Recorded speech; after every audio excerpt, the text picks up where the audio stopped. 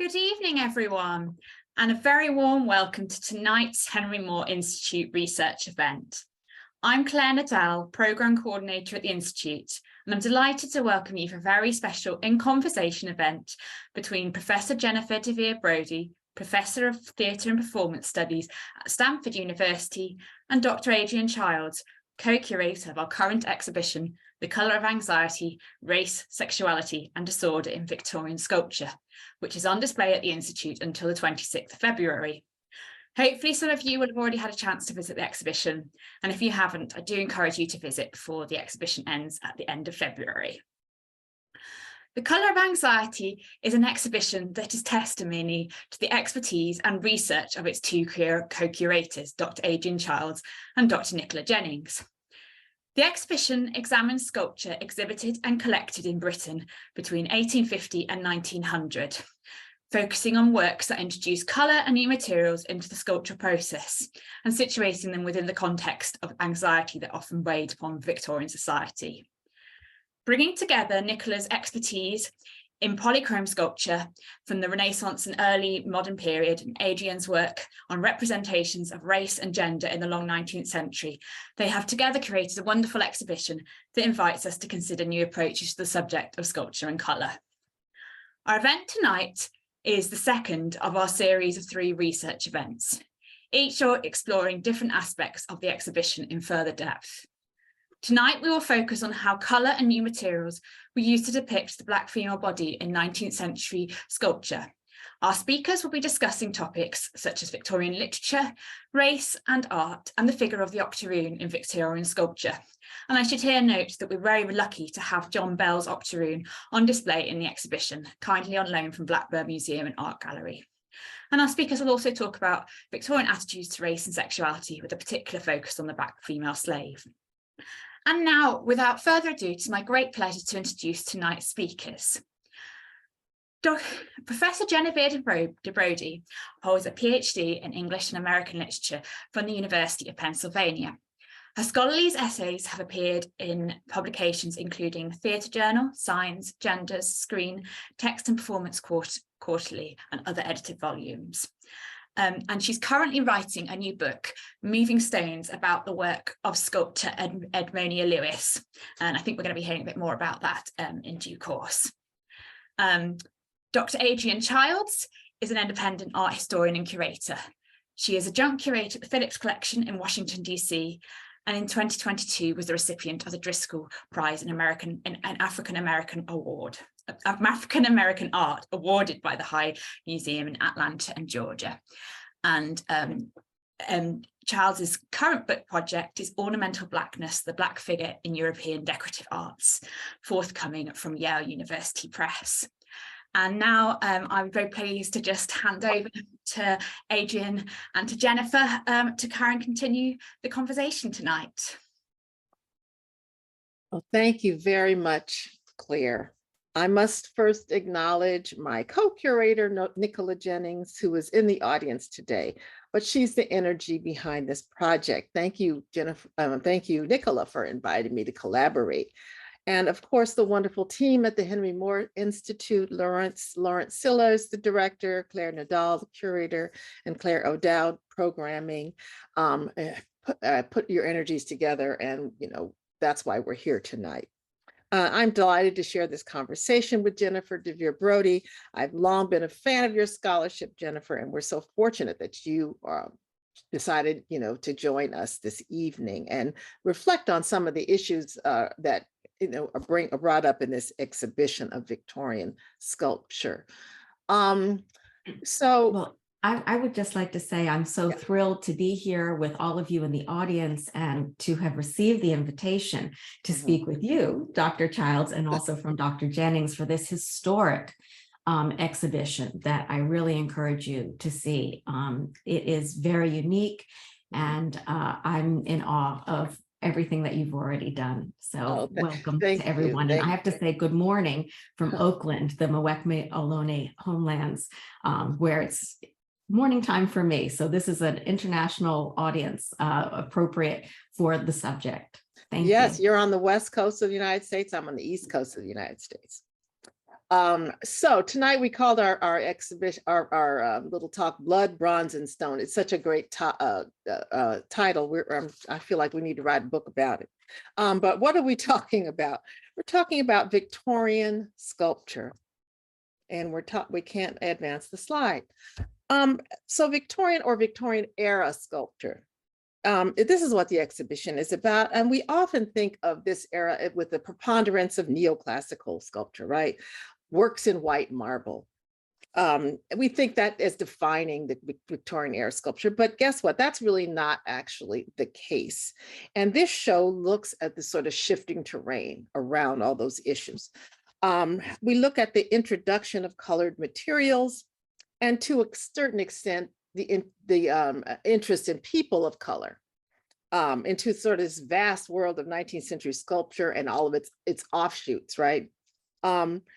And it although it didn't start out this way, Nicole and I are through our process realized that many of these issues and quote unquote anxieties that we think about are played out on images of the female body. So the show ends up being predominantly images of women. So we start out with the ideal woman, right, Venus, and we explore how things begin to change as color and new materials are introduced. We explore some of the fears that the female degeneracy poses, the drowned woman. Then we move through an entire sort of section on enslaved and captive women and ask ourselves, what is the appeal of this enslaved woman, predominantly women of color? And finally, we end up talking or thinking about this femme fatale. We think about woman as a threat, and thinking about how, you know, all of these things are being fashioned by the hands of men who are creating their ideas about women. But today we're going to focus on the enslaved and captive woman, the exotic woman. That's going to be sort of the root of our conversation today. And so a good place to start, Jennifer, is with Hiram Powers, the Greek slave. This is what you see when you walk into the door. And I remember when we talked about this first, you were very sort of excited about what you saw. Absolutely. Thank you so much for that introduction, Adrienne, and we were welcoming questions as well. So when I saw this image from the exhibition, which is just so beautifully done, I thought this particular slide encapsulates so many of the ideas we're going to be talking about and that are so crucial. I'll start with the painting in the back, the George Watts Found Drowned, which, like Goya's Maximilian, has a wonderful sort of foreshortened perspective. But you'll see with that painting that it has really only one direction, if you will. And what we really want to talk about, as Adrienne just mentioned, is what is explicit about sculpture. Why was the 19th century the era of statue mania? And what really can we say about its preponderance, the way perhaps we might even think of it as the most significant medium of the Victorian era, expressing so many or evincing Victorian values, such as technology, commodification, questions of nationalism, which is to say race, and sexuality and other kinds of things. So I want to just kind of go around the room. You have 6 objects that you're looking at. We mentioned the painting. If you see in the back shadow box, a very small figure, that's a statuette in Parian of Hiram Powers, the Greek slave. And on the other side of it are 2 stereographs for a stereopticon, which used binary vision, which condensed 2 images into a 3-dimensional image. So it's a sort of photographic equivalent of a sculpture. And I want to point about why that is so important. It's because sculpture is not static. It was well known, particularly the image of the Greek slave, which was shown in 12 cities in America, sculpted first in 1844, and then had several other iterations, slight variations. The chains become manacles, but it was known in stereographs and quilts, and in these statuettes, one of which was purchased by Frederick Douglass and had it in his home. So that little mantelpiece would have been affordable. And when these sculptures were shown in exhibitions, they became part of the cultural imaginary. They were drawn, they were caricatured. John Tenniel did a wonderful piece called The Virginia Slave in Punch magazine, which was black and white. In contrast to this, Elizabeth Barrett Browning wrote a poem about Hiram Powers, the Greek slave. He too wrote about it. So they're being multiplied. And if there's anything we want to get across tonight, I think it's to remember that sculpture is actually never static. Not only does it move as an object and commercial idea, but it also engages us and animates affect. It's like an argument in stone. And it's never just singular or static. It's really mobilizing and thinking about the sort of frisson between idea and object. They spark our imagination. And I think it's so appropriate that this gleaming white marble of Hiram Powers's The Greek Slave, which had all kinds of allegory and is meant to be a Christian woman who, as he said, is a pure abstract form tempered with chaste expression and attitude, whose very gleaming whiteness, except for at the base, was concomitant with the way we were to understand its moral value, even though it is in fact a nude image. Yes, you know, and one of the things in terms of its role in the show is that, and it is a source and an inspiration for many of the other sculptors who we will talk about later, who continue to revisit this notion of the slave woman. This sculpture, it really sparked a trend. And you know, what's another thing that I find fascinating about this is its internationalization of sculpture. And we talk about Victorian sculpture, you think it's English. No, he's an American. He's living in Florence. And the work travels around the United States. You know, people probably don't even realize what sort of rock stars some of these statues were. And when I say the No word pun intended, you know, really, that's true. It goes on display, and people pay to see it in different cities. And so it was shown in the 1851 Crystal Palace in England, and that's where it gained a certain kind of attention as well.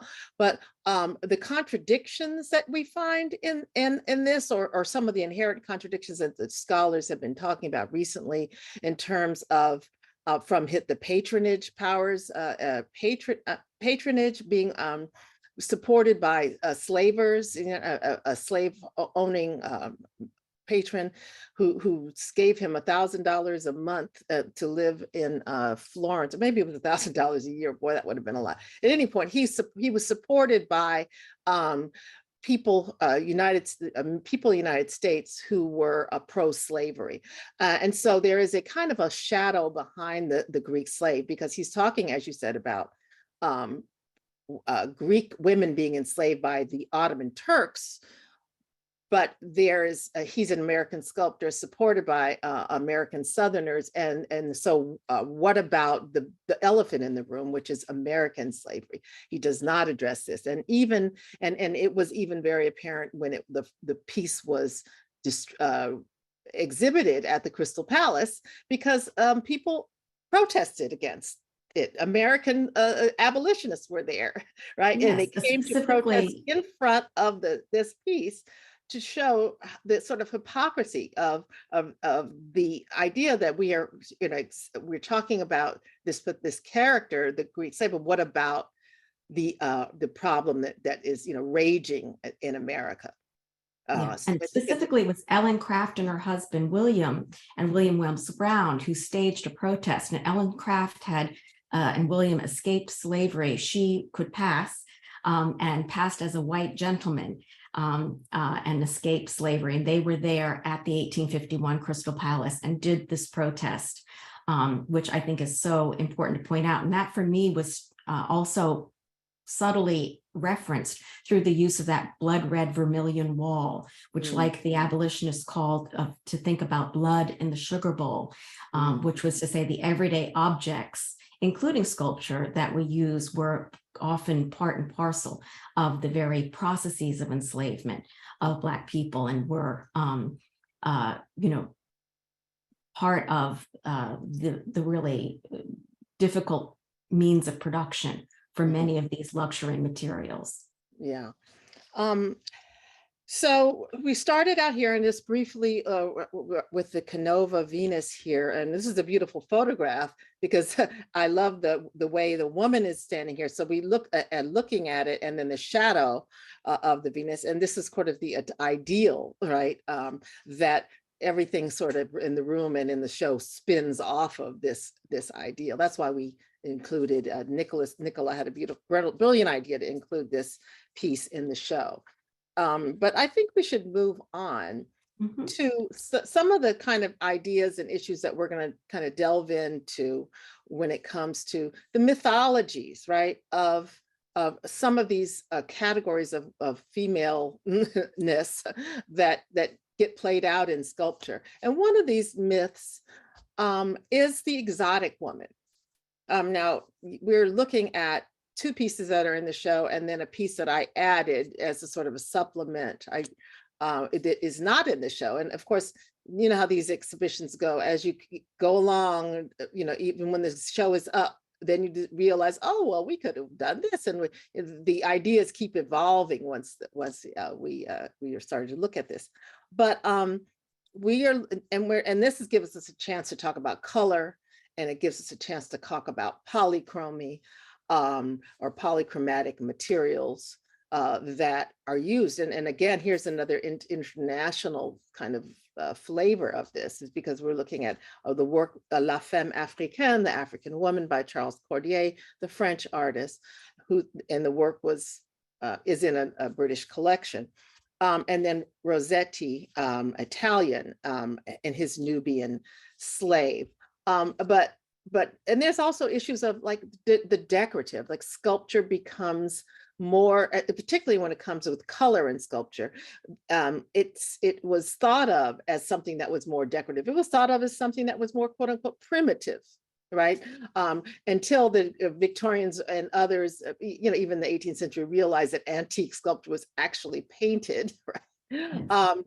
Then reluctantly had to accept that idea, but the ideal still remained white. And there was a sort of erased underpinnings of white marble, because it not only reflected white material, but it reflected the primacy of Western culture, Greek, coming out of the ancient Greeks. And so it was about power and greatness of Western culture, all embedded in this white material, and things that deviated from that called that into question. So the Cordier, I know that you were really kind of interested in the materials and the color there. Well, yeah, just exactly what you say is that the Victorians sort of worshipped a false image of the antique. And an example of that would be a letter written by Henrik Ibsen, the playwright, to Edmund Goss, who at the time was championing modern sculpture. And he said the following, quote, "We are no longer living in the age of Shakespeare. Among sculptures, there's already talk of painting statues in natural colors. I have no desire to see the Venus de Milo painted, but I would rather see the head of a Negro executed in black than in white marble. Speaking generally, the style must conform to the degree of ideality which pervades the representation." And so I think that these questions where we tend to, like Fanon, fetishize the skin as the largest, signifier of racial difference. But then in sculpture and white sculpture, and we'll see this later on with Edmonia Lewis and our colleague Kirsten Buick, and also especially Charmaine Nelson in her book, The Color of Stone, have talked about texture, right? So how do you look at hair, for example, as a reference to race?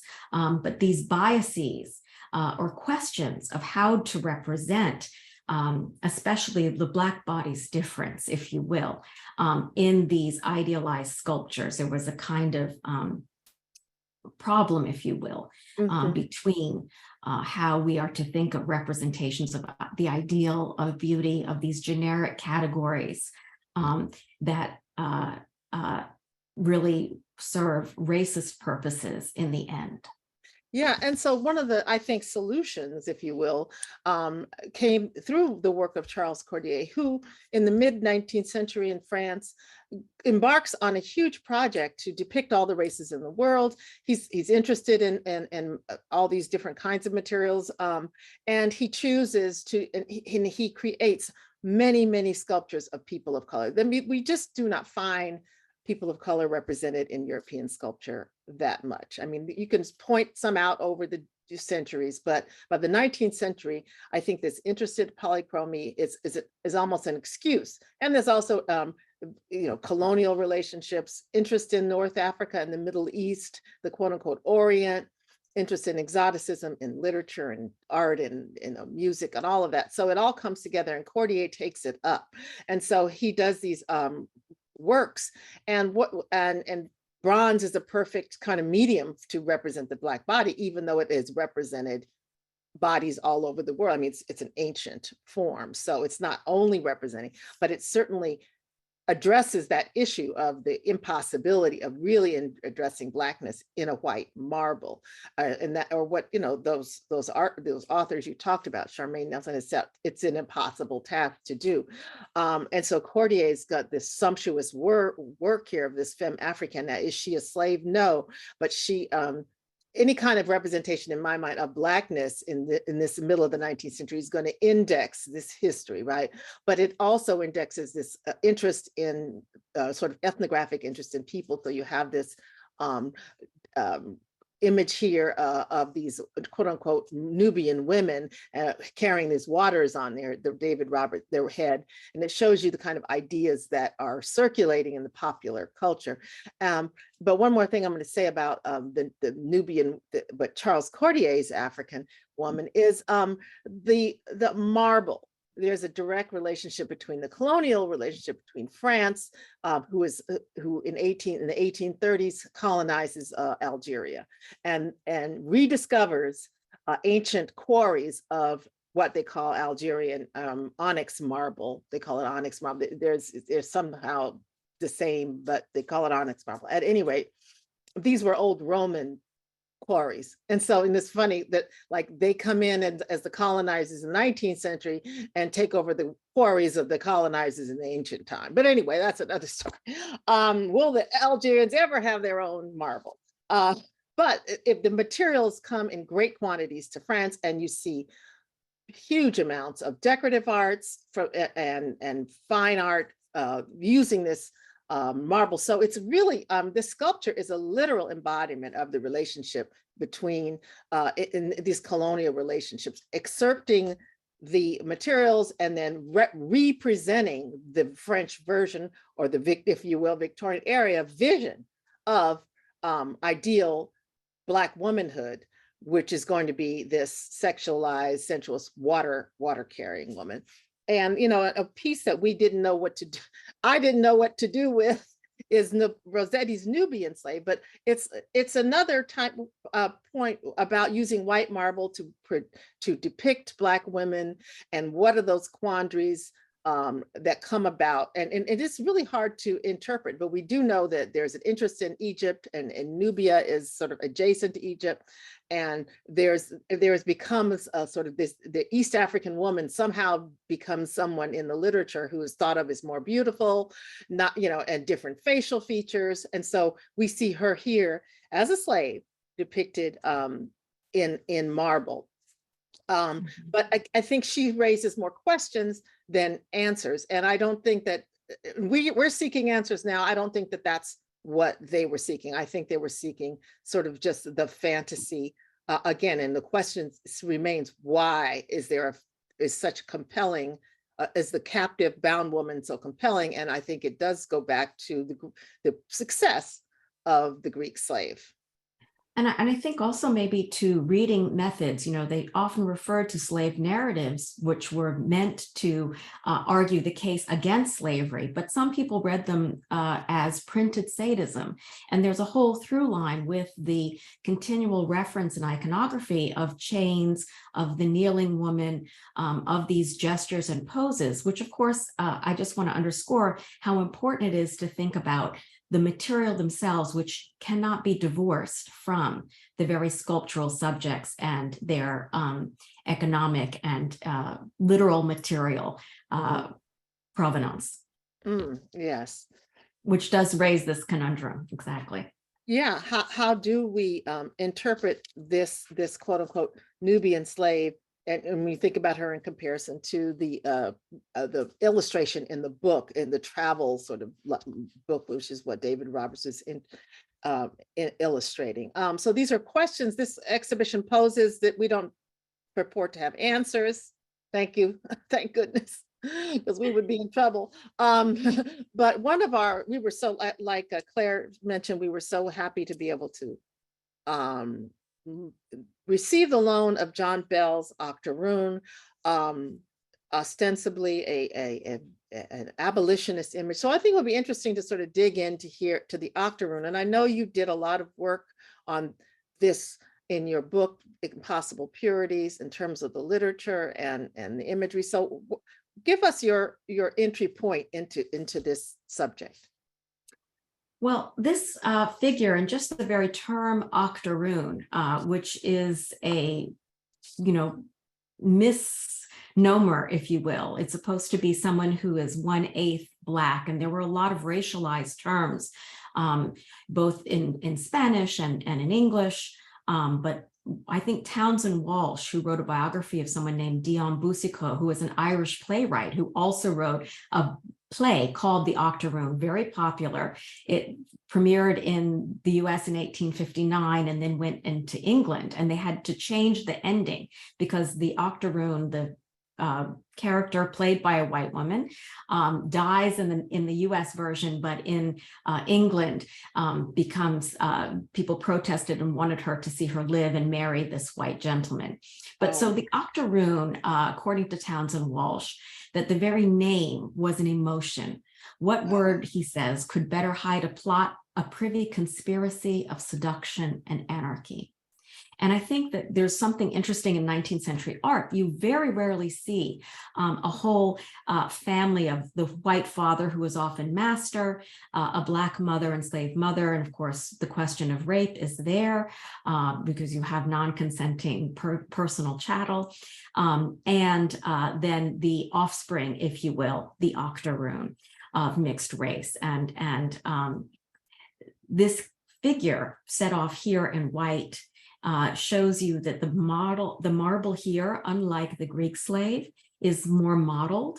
And Adrienne had the nice insight to say, was this, kind of on purpose as a way of showing the fictional idea of the one drop of Black blood that made the octoroon an unclean thing? Or I always like to say with Trevor Noah that I was born a crime in the United States because I'm Black and my father is white.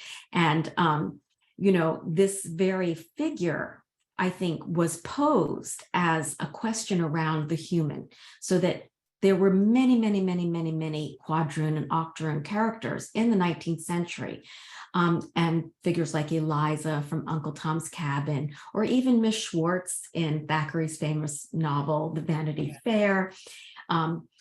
Because England had abolished slavery sooner than the US, when I was doing research on such figures, I found in the British Library an entire cache of more than 60 plays. Thank you for censorship there, that I got to read them. But it always had the fantasy of having this figure marry an English gentleman, as if to show somehow that England was ahead of the game in terms of trying to think about questions of race and difference. So it was never illegal to have miscegenation. However, let me ask you this real quick: did he knowingly marry an octoroon, or was she hiding it? Well, that depends. That goes back to the quote. So some were known and some were not. It's usually, in terms of the play, The Octoroon, the revelation of her Blackness comes when she got sold as a slave. She didn't necessarily know she was a slave at the time. But what I wanted to say about the representation, the iconography in art, is that it's always, she is the figure, and it's gendered, even though it's octoroon, that condenses and stands for right, this sexualization that is, quote unquote, behind the scenes. And you don't see representations of an entire, right, quote unquote, family, because that was, of course, not really what it was. They were offspring. And this character you can see is very similar to the Greek slave. It's made after. Her hair being down, again, all of these signs of purportedly the one drop that makes her available for white subjection. Mm-hmm. It's interesting to compare her to the Greek slave. I think of her as representing generations. If you're really going to be an octoroon, you look completely white, but you have this contamination, this one drop of contaminated blood. Either you know it or you don't. That's the tragedy, right? These are tragic women, but this generations of this, you call it racial mixing, but there's obviously forced, not even forced. I mean, it's the violence and thinking about this issue of women being brutal, sexualized or raped by men, for generations. And then there were some that weren't, but this system that breeds this, the white male, the powerful person behind it, is implicated here. The Greek slave, on the other hand, is the white woman, and the savage dark Turk is implicated there. She's in such a pathetic character because she's being abducted by these savage Turks who are dark, barbaric men. And so you have but you don't sort of get that feeling. I think that the English by this time have absolved themselves from any any implication in this. Now slavery has been abolished. Again, this is 1868. So why are they even doing this? Slavery's been abolished almost everywhere, but there's a sort of nostalgia for these figures. They become part of the cultural imaginary, like you talked about the books and the plays. But they don't see that this is coming out of this system that they were very much a part of in the Black Atlantic, certainly in Jamaica, certainly in North America, and they are in the French, and all of them are part of this system that creates this figure. And then all of a sudden she's out there on her own, the victim, etc. And so, the authors, I have to, mention Mia Banyeras and Caitlin Beach, who've written beautifully on this. I'm just saying what they say, but they said, which is interesting, this piece of marble is very marbled with black, dark blotches. And so you wonder, I mean, we noticed when we saw the show how white and pristine the Greek slave, that version of the Greek slave, because there are, I think, 6. And it all depends on the piece of marble. You can go into a piece of marble and all of a sudden you see a vein, and then it's a different ball game. But this one is really dappled, and I wonder, was that part of the reason why he thought this might be the subject, or did that just happen to be? But that kind of semiotic reading is absolutely there, because if you look at her next to some of the other white marble, she is mixed, if you will. This is a very interesting, and I think vexing piece of art for that period, because it's supposed to be abolitionist. So what do we think about an abolitionist statement that totally, is totally just sort of sexual voyeurism? Yeah, well, I think it's still part of a white supremacist imaginary where, these would be still the desirable or most desirable kinds of figures. And of course, when we talk a little later about Edmonia Lewis's work, which Caitlin Beach also does a beautiful job reading, she never sculpted an actual enslaved person. And I think that that's significant. Yeah, that is definitely significant. So we want to get time for our later for conversation, but just to beat a dead horse here, in terms of the enslaved women, and they're not all Black enslaved women. And in the show we have the Greek slave we've talked about. We have a later piece again, why are they continue to this, to could gravitate toward this this theme, The Slave Girl, here by James F. R. Thomas, who was a sculptor that we characterize, or David Getzi has characterized as the new sculptor, part of this movement of the new sculpture, which is a little more fleshy. If you really look at him and compare to the Greek slave, the body is a little bit more naturalistic. There's a little bit more fleshy naturalism to the weight of the breasts, you know. Her stance is more kind of casual. She certainly looks like she could have been drawn from a real human, a real model, etc. But she's slave girl. We don't have any context for her. But I think she's probably reaching back to antiquity. So there's that, late 19th century, they're playing with the notion of the antique and some of these traditional themes, but making them more sort of realistic. But there is an interest in white slavery that goes throughout it's a salacious kind of theme that the Victorians are very interested in. As we see, you talked about the stereograph, the captive, again, the woman, woman in chains, women in chains. My favorite group, Tears for Fears, had a song called Woman in Chains. Yeah, and just to say a point, when you use women, the age of consent in Britain was 12. So, again, a whole nother layer around sexual availability and what some of these images of salacious images convey. Yeah, and how do they relate to one of the biggest issues of the 19th century, which was slavery and its abolition? But it's a slow drip over the century to abolish it. By the time we get to these people, not with Powers, when Powers, when the Greek slave toured, there was still slavery in the United States, but in UK it had been abolished, but then it was still an issue in North Africa, et cetera. So it's something that is a political issue as well. And Britain's support for the South and cotton trade. I mean, we are still, living with racialized slavery and its effects. Now, one of the things that was difficult about doing an exhibition like this, after a while, we looked around and we said, oh, well, we don't have any work by a Black woman.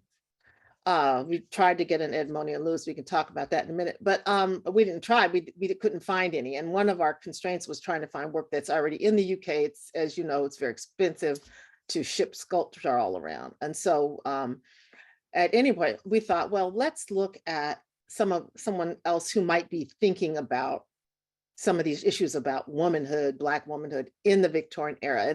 And because of your book, I thought of this piece. So tell us why you looked at this and put it on the cover of your book, and what it has to do with your ideas about Black femininity in the Victorian era. Well, I'm so glad that you've included this work, and I want to give a shout out to all the people who are working to keep Maud's memory alive, Deborah Cherry most among them. And I want to say that I was so happy that Maud was still living and I was able to pay her for the use of her image on the cover. This is an image of Calliope and was part of her Zabat series, which featured a number of muses with Black women playing and kind of redoing photographs from the 19th century. So this is a self-portrait in the guise of a famous portrait by Nadar of either Jean Duval or also looking to an image he did of Sarah Bernhardt. And Deborah Willis says that Maud used photographs to explore evidence of the colonial archive. So she was someone who went looking for figures who had been overlooked. Where were, as you were saying earlier so eloquently, Adrienne, the Black women, right, who were present in the 19th century, if you will, kind of as themselves, right? Where are those other representations?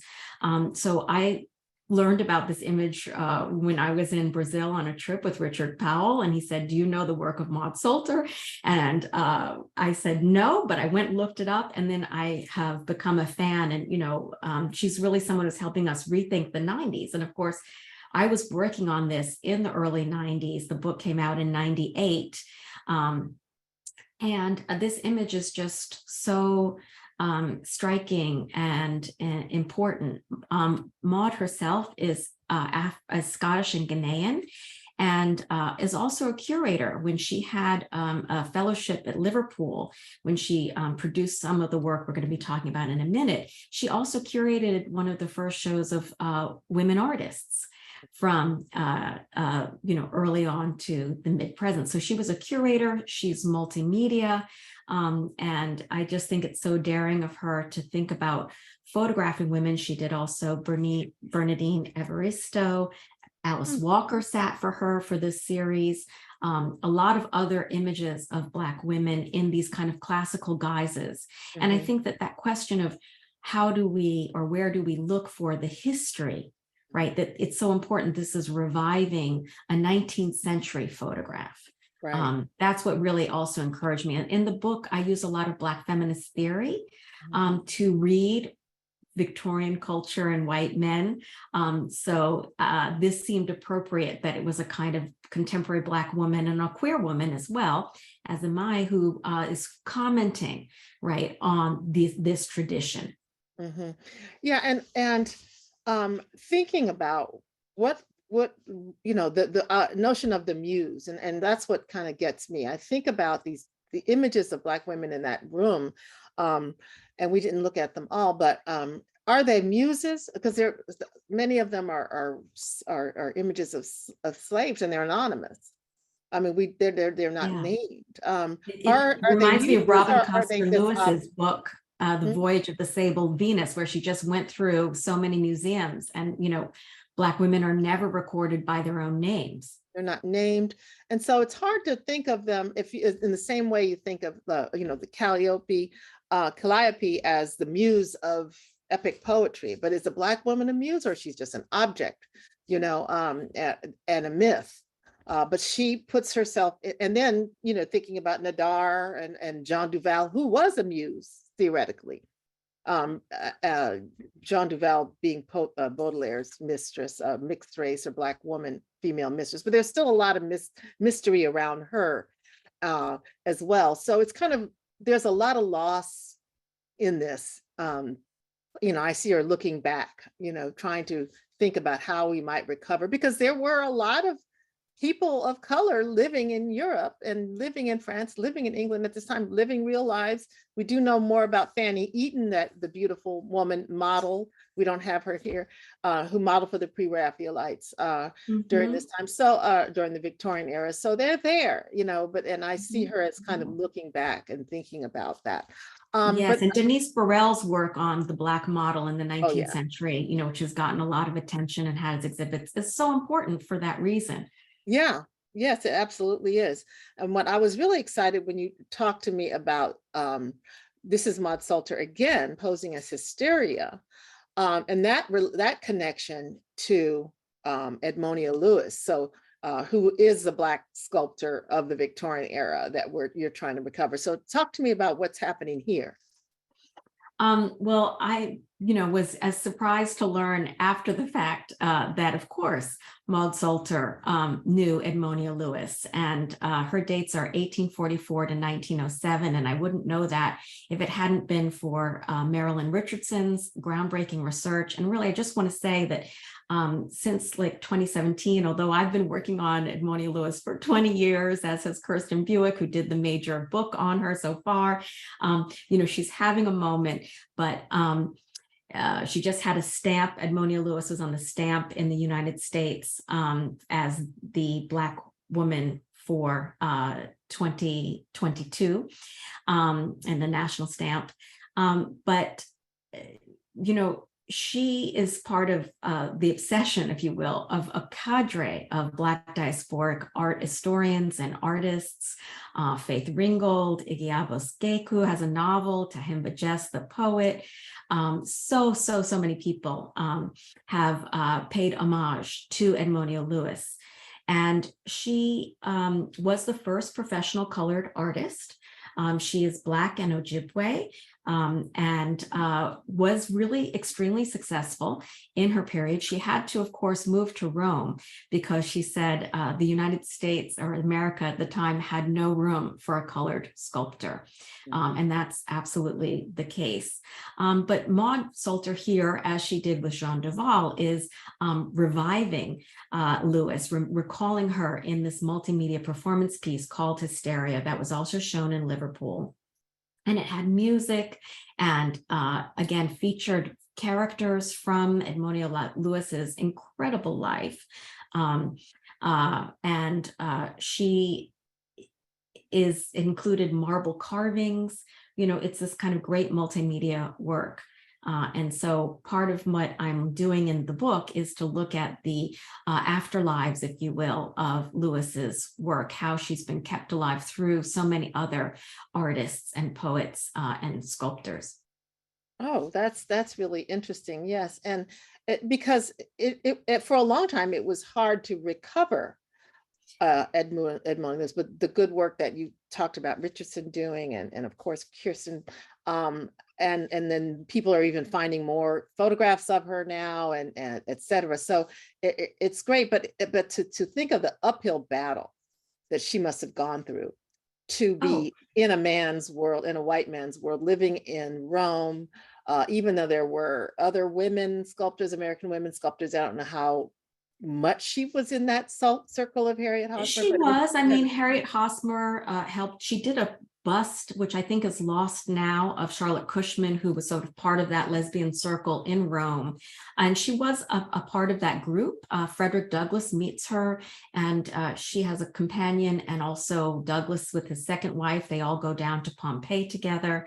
And he writes in his diary that her English had become stilted because she was so used to speaking Italian. Of course, she also spoke Ojibwayan, and you know, she's kind of this larger than life figure, which is why I think people are so interested in her, even though she was very tiny of stature, like Hosmer. But she had everything stacked against her. She didn't have money like Hosmer, and Lorraine O'Grady talks about how she was one of the first Black women to sculpt nudes. Now, they were cherubs. I just saw them last week in San Jose, where they're at the library there.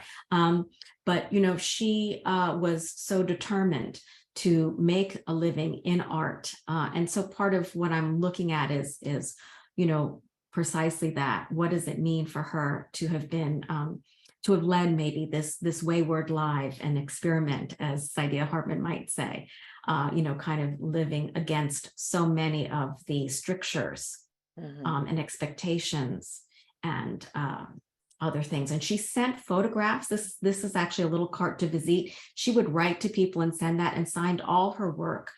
Facet a Roma, which, you know, she had a very productive period in the 1860s and 70s, making all of these neoclassical sculptures in Rome.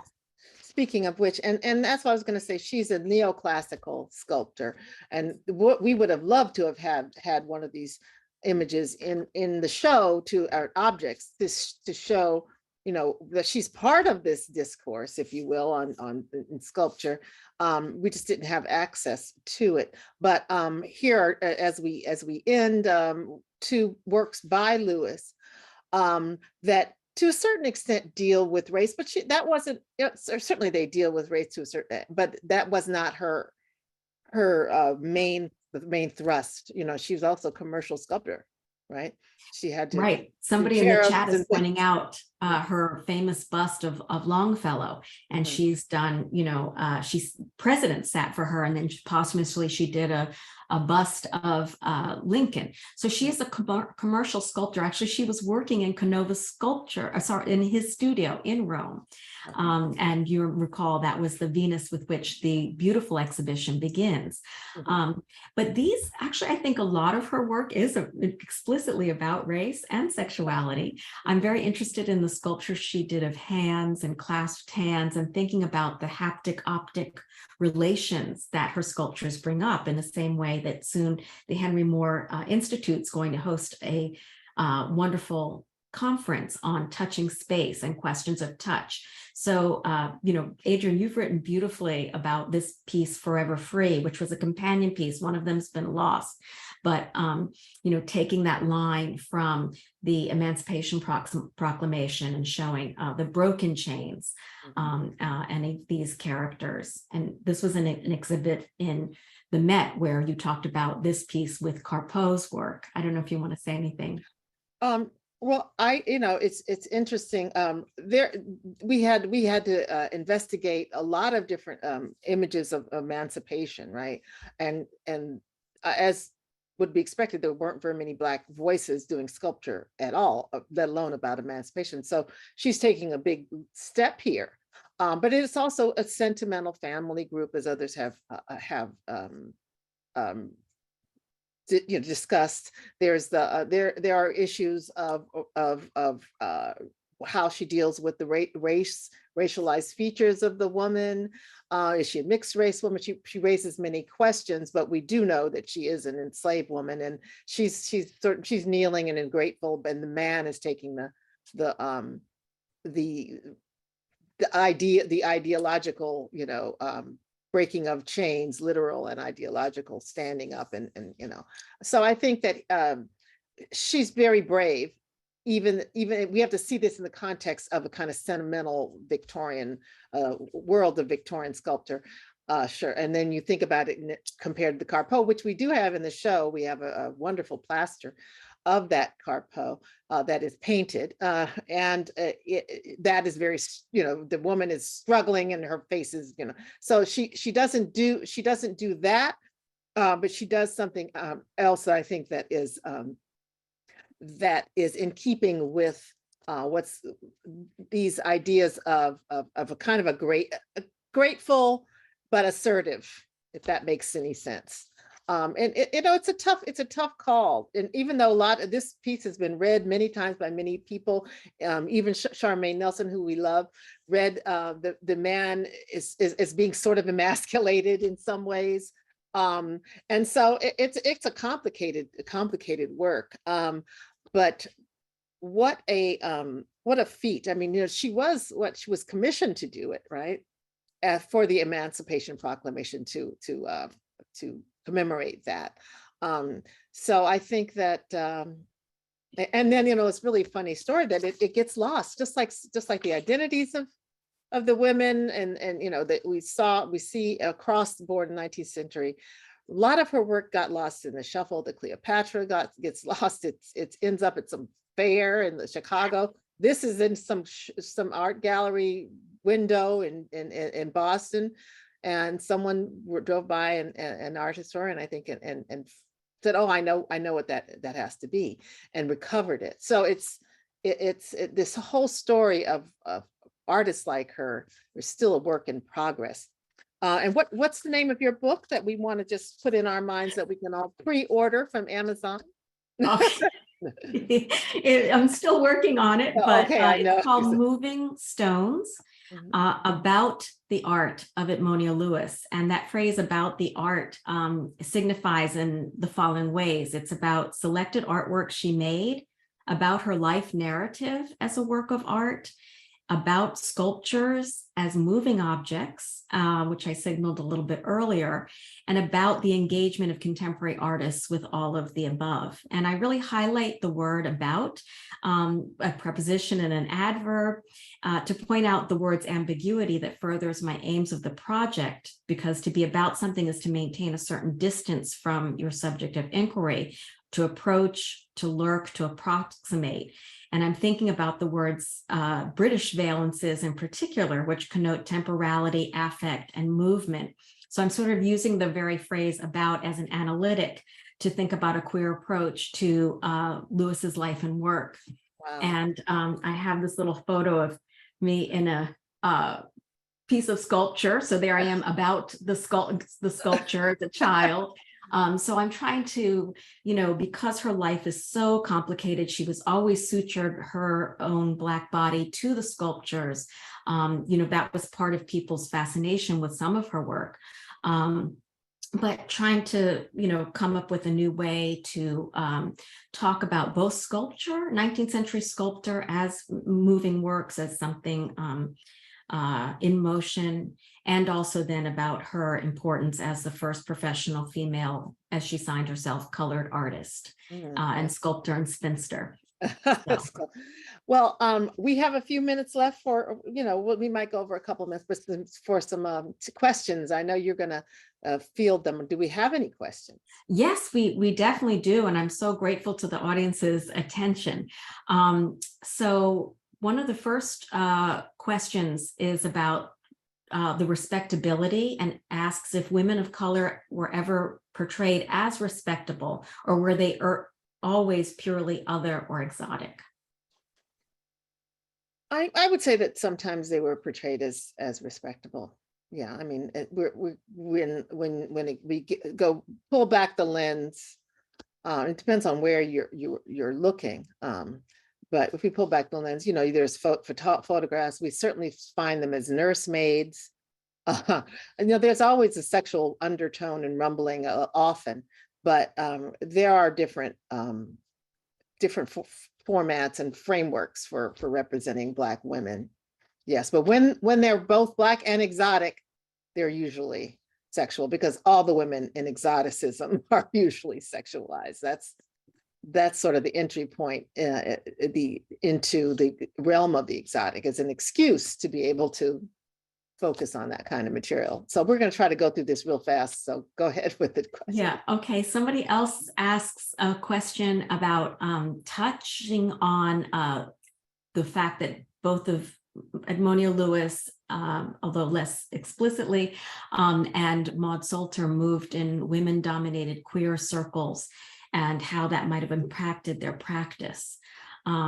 I would say living in Rome impacted them a lot, and in terms of Salter also having, the artistic freedom, if you will, to do their work and have a circle, a coterie of people who took professional women, which in and of itself was sort of seen as presuming a masculine guise, both in terms of one's dress and the profession, using your hands, your sculpture. I mean, what I would say is that for Edmonia Lewis, though there were other women sculptors, and Lisa Merrill, and again, lots of people are writing about this, she was unique in that she wasn't from the same class, and she had to pay dearly for the pieces of marble. And sometimes her sculptures were smaller. She didn't get to have access to any, as did few women, anatomy classes or have a live model.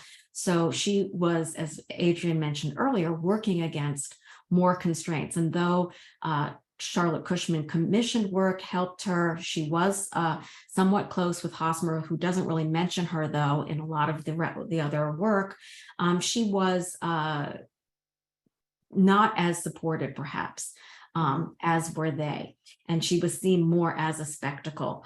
And she had a lot of more Black patrons. The Marquise of Bute was a patron. She had a Catholic community, it helped. I think it helped with just the idea that you could be a professional artist for both of them, for Salter as well.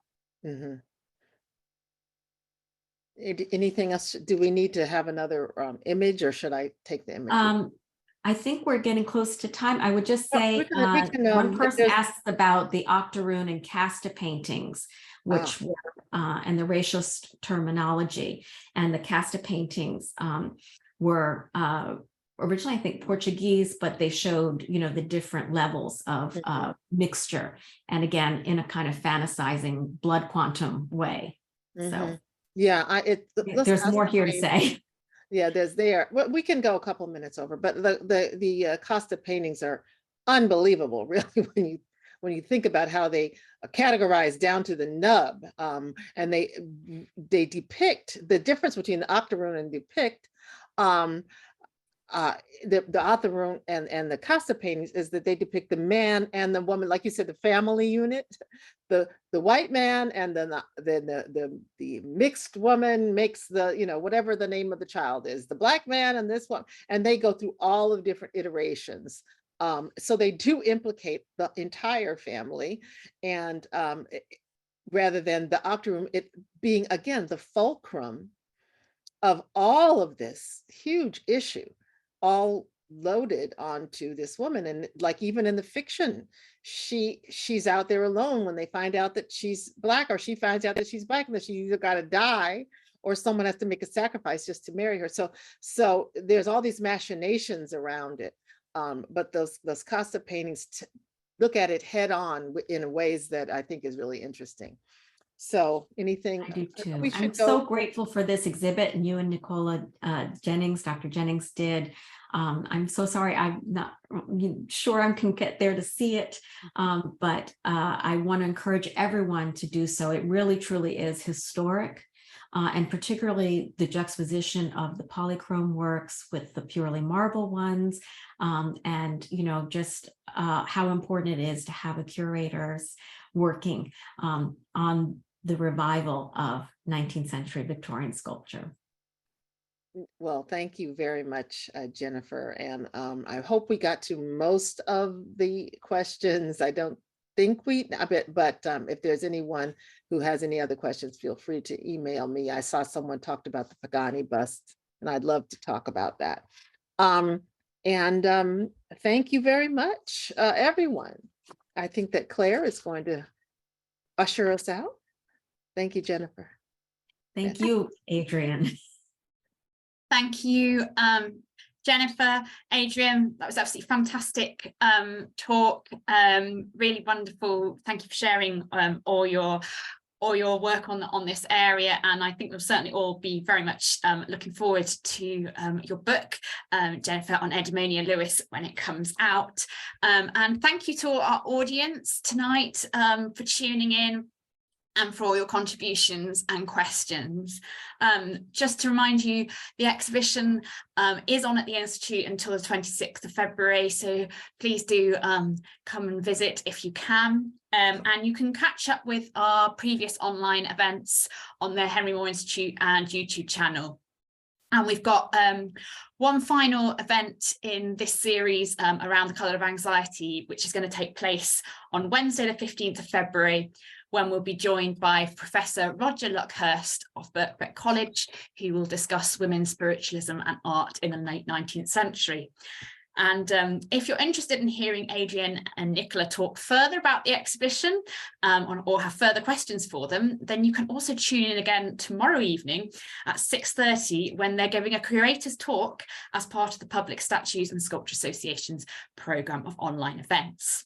However, in the meantime, thank you again, everyone, for tuning in tonight, and we look forward to seeing you soon. Good night. Thanks to everyone. Thank you.